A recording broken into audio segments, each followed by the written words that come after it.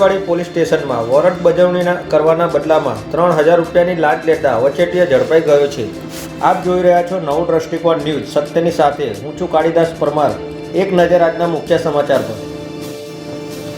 Amraiwadi police સ્ટેશનમાં warrant બજાવણી કરવાના બદલામાં 3000 રૂપિયાની લાંચ લેવાના પ્રકરણમાં એસીબીની ટીમે એક વચેટિયાને ઝડપી પાડ્યો છે।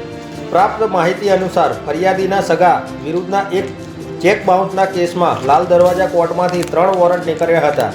આ વોરંટની બજાવણી કરવા માટે ફરિયાદી અમરાઈવાડી પોલીસ સ્ટેશન પહોંચ્યા હતા, જ્યાં ફરજ બજાવતા હેડ કોન્સ્ટેબલ કિશન કુમાર અને હોમગાર્ડ કેતન જોશીએ વોરંટની બજાવણી કરવાના બદલામાં 3000 રૂપિયાની લાંચની માગણી કરી હતી।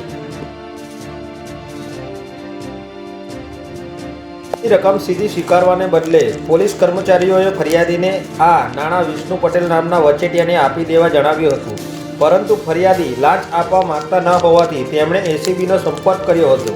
જેને પગલે એસીબીએ ગોઠવેલા છટકા દરમિયાન હોમગાર્ડ કેતન જોશીએ ફરિયાદી સાથે હેતુલક્ષી વાતચીત કરી હતી, જે બાદ હેડ કોન્સ્ટેબલના કહેવાથી વિષ્ણુ પટેલે 3000ની લાંચ સ્વીકારી હતી। ત્યારે લાંચની રકમ સ્વીકારતાની સાથે જ એસીબીએ વિષ્ણુ પટેલને રંગે હાથ ઝડપી લીધો હતો। આ વાતની જાણ થતાં હેડ કોન્સ્ટેબલ કિશન કુમાર અને હોમગાર્ડ કેતન જોશી ફરાર થઈ ગયા હતા।